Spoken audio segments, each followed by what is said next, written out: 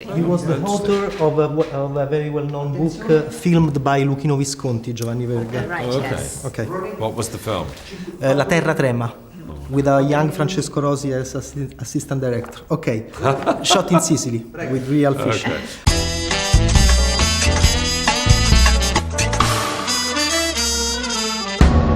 Okay, Mr. Curtis, it's a great honor, and first of all, during the movie, at the half of the movie, I forgot completely the time travel stuff. Is it a bad thing or a good thing? No, it's a good thing. It's a strange. Because this is really a anti-time travel movie. It's a movie which says in the end you don't need to time travel to be happy. And I always thought that the time travel would be, we would add special effects, and we went to lots of special effects houses and, put it in 3D and tried to make it go backwards. And then we realized that the charm of the movie, I think, is after about 20 minutes, you just forget that time travel is strange and just think, oh yeah, that's what he does. Like he drives a Fiat, he time travels. I cried a lot during the movie, especially in the final scene with the father. It's very moving. And the question is, how about the Bill Nye performance is so strong? How about your father? Is Bill Nye in this movie a little bit like your father? Because the scenes were very true. Well, I did in the movie. The father and son play table tennis all the time, and I used to play table tennis all the time with my dad. And he always just lost. When I was 7, he just lost, and when I was 17, he just lost.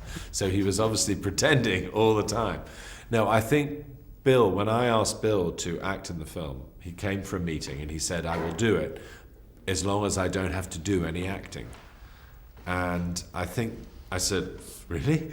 But I think he did a really interesting thing, that he played the part so gently that everybody who sees it can imagine their father in the part. If he'd done a bigger performance with a twirling moustache and a secret and very English, I think it would have meant that you said, oh, that's that strange science fiction story about a father and a son.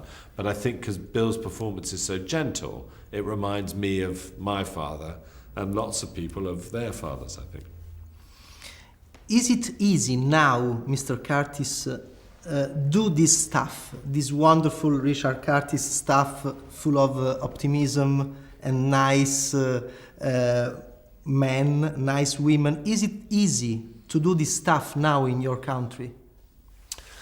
Well, I think it was interesting. The film was a very happy film. And I think that one of the reasons for my work is to remind people how often things are good and gentle and nice. Because all the actors have been in movies about violence and terrorism and murder. And I'm sure when they make those movies, they start to be nervous about the world.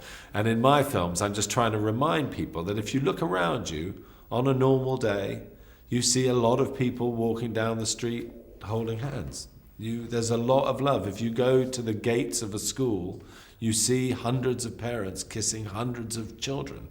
The world is full of wonderful things, and it's important to notice them and not just to think the terrible, like newspapers do. Newspapers only notice bad things, and I'm trying to notice good things. Wonderful. Last question. Which was your first movie struck, Mr. Curtis? Maybe Eiling comedy, I don't know. The first movie that clicked something inside you. Well, the first movie I really remember was a movie called Jason and the Argonauts, but I haven't written things like Jason and the Argonauts. I think for me, the most important, there are about 4 really important movies. The most important was probably Annie Hall, and then a movie called Gregory's Girl, and a movie called Dinah, the American movie, and an American movie called Breaking Away. These little small movies about love were the ones I thought, oh, I can do that. Thank you very much.